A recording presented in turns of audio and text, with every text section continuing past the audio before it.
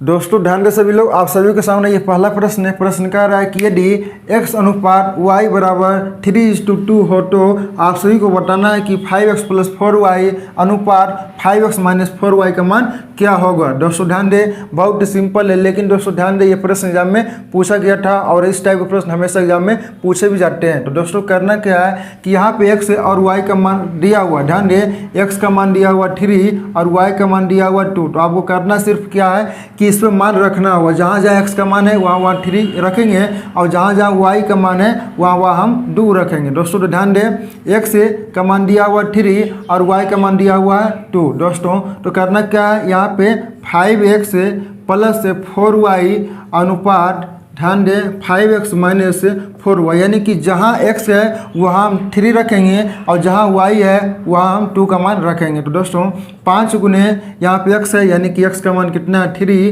Plus 4 गुने 2 करेंगे क्योंकि यहाँ पे y का मान 2 है।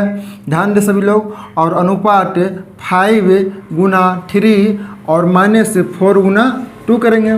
तो दोस्तों यहाँ पे कितना हो जाएगा, 5 तिहाई 15 और प्लस 8 है और यहाँ पे हो जाएगा 5 तिहाई 15 -8। दोस्तों तो जब 15 और 8 जोड़ेंगे तो कितना आएगा, ध्यान दें 15 8 28 हो गया। और यहाँ पे दोस्तों कितना होगा, ध्यान दें जब 15 में 8 जाएगा तो 8 7 15 यानी कि 60 आ गया। तो दोस्तों करना क्या है, यहाँ पे हम सभी को निकालना था क्या, 5x + 4y का मान और 5x - 4y का मान। तो हम कह सकते हैं कि 5x + 4y का मान कितना आ गया 23 और यहाँ पे 5x - 4y का मान कितना आ गया तो 7 आ गया। तो दोस्तों हम सभी से यही प्रश्न पूछ रहा था।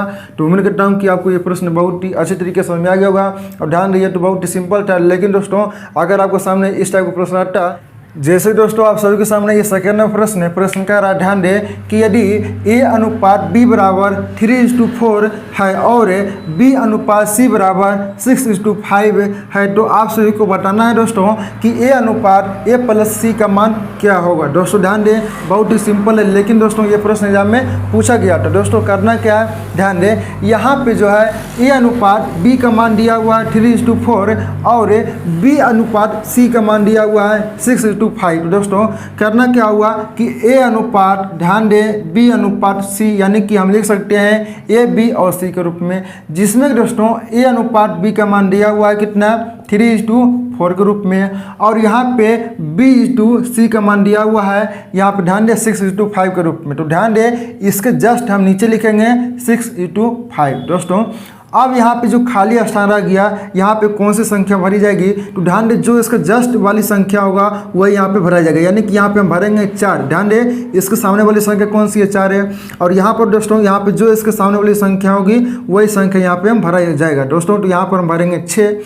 अब दोस्तों क्या करना है कि गुना कर दीजिए, यानी कि गुना करेंगे तो कितना होगा, ध्यान दें 5 गुने 4 करेंगे तो कितना होगा 20 है और 6 गुने 4 करेंगे तो कितना होगा, ध्यान दें 24 है और 6 गुने 3 करेंगे तो कितना होगा 18। दोस्तों आप चाहें तो रेशियो को छोटा भी कर सकते हैं, 2 से अगर भाग कर देंगे तो रेशियो छोटा हो जाएगा। तो ध्यान दें यहाँ से जब 2 से भाग करेंगे तो कितना होगा 9 और यहाँ पे 12 और यहाँ पे 10, यानी दोस्तों हम कह सकते हैं कि a, ध्यान दे निकालना क्या है a और a + c का मान। तो a का मान हम कह सकते हैं कितना आ गया, ध्यान दे a का मान आ गया यहाँ पे 9। अब निकालना है a + c का मान। दोस्तों a का मान कितना 9 और c का मान कितना 10 है।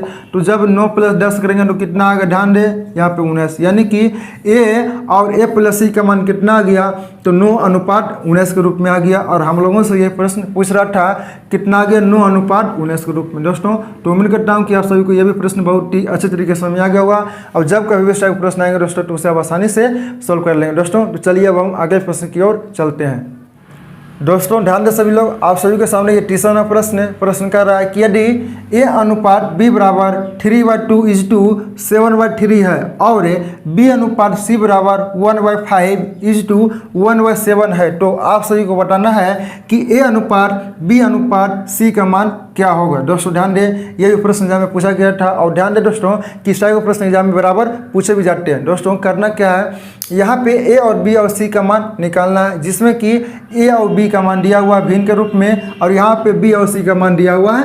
दोस्तों तो ध्यान दें यहाँ पे करना क्या है कि a और b का मान कितना है, ध्यान दें 3/2 और यहाँ पे 7/3। दोस्तों यहाँ पे आपको तिर्यक गुणनखंड करना होगा। ध्यान दें, ए और बी का मान निकालने के लिए तिर्यक गुणनखंड करना होगा। यानी कि करना क्या है कि 3 से गुना करना है 3 में, कितना होगा 9, और 2 से गुना करना है 7 में, कितना होगा ध्यान दें 14। यानी कि हम कह सकते हैं कि ए और बी का जो मान आ गया वो कितना आ गया 9:14 के रूप में आ गया। अब निकालना है बी और सी का मान। तो ध्यान दे बी और सी का मान दिया हुआ है कितना 1/5 अनुपात ध्यान दे 1/7 के रूप में। तो यहाँ पर भी हम तिर्यक गुणनखंड करेंगे। यानी कि 60 एकम कितना होगा 60 है और 5 एकम कितना होगा 5 है। यानी कि हम कह सकते हैं कि बी अनुपात सी का मान कितना आ गया तो 7:5 के रूप में आ गया। दोस्तों अब निकालना क्या है कि ए और बी और सी का मान निकालना है। तो ध्यान दें आप सभी को मैंने तरीका क्या बताया कि ए अनुपात बी अनुपात सी का मान निकालना है, जिसमें कि ए और बी का मान दिया हुआ है 9:14 के रूप में। ध्यान दें, और यहाँ पे बी अनुपात सी का मान दिया हुआ है 60:5 के रूप में। दोस्तों तो ध्यान दें, इसके जस्ट हम नीचे लिखेंगे 60:5 के रूप में। अब यहाँ पे जो खाली स्थान है ध्यान दें, यहाँ पे जो खाली स्थान है इसकी जस्ट वाली संख्या यहाँ पे भरी जाएगी। तो इसके सामने वाली संख्या कौन सी है 14, और यहाँ पे इसके सामने वाली संख्या कौन सी है 7, यहाँ पे 7 भरेंगे। तो 15 ध्यान दे 14 25 कितना होगा ध्यान दे 70, और यहाँ पे 14 7 कितना होगा ध्यान दे 98, और 7 कितना होगा 63। दोस्तों तो आप चाहें तो ये सारे संख्याओं को छोटा भी कर सकते हैं। ध्यान दे यानी कि अगर 7 से भागा करेंगे तो ध्यान दे 7 कितना होगा ध्यान दे 7 63, और यहाँ पे 14 7 कितना होगा 98 ध्यान दे, यानी कि यहाँ पे 14 बार में जाएगा। 7 से डिवाइड कर रहे हैं और यहाँ पे 14 यानी कि 14 7 कितना होता है 70, यानी कि यहाँ पे 10 होगा। दोस्तों तो यानी कि ए और बी और सी का मान कितना आ गया तो 9:14:10 के रूप में आ गया। और यही हम लोगों से प्रश्न पूछ रहा था 9 ध्यान दे 14:10 के रूप में आ गया ए और बी और सी का मान। दोस्तों तो उम्मीद करता हूँ कि आप सभी को यह भी प्रश्न बहुत ही अच्छी तरीके से समझ आ गया हो। और ध्यान दें दोस्तों कि इस टाइप के प्रश्न हमेशा एग्जाम में पूछे भी जाते हैं। तो चलिए अब हम अगले प्रश्न की ओर चलते हैं। जैसे कि दोस्तों आप सभी के सामने ये 4 नंबर प्रश्न कह रहा है कि यदि P का 4/7 भाग Q के 12/14 भाग के बराबर है तो आप सभी को बताना है कि P अनुपात Q का मान क्या होगा। दोस्तों ध्यान दें, ये भी बहुत ही सिंपल है, लेकिन दोस्तों एग्जाम में पूछा गया था। दोस्तों ध्यान दें, प्रश्न कह रहा है कि यदि P का 4/7 भाग, दोस्तों यानी कि P का मतलब गुना और 4/7 भाग है। अब Q के 12/14 भाग के बराबर है। दोस्तों ध्यान दें कि Q के जो है वह 12/14 भाग के जो है वो बराबर है। ध्यान दें यानी कि बराबर कर लेंगे।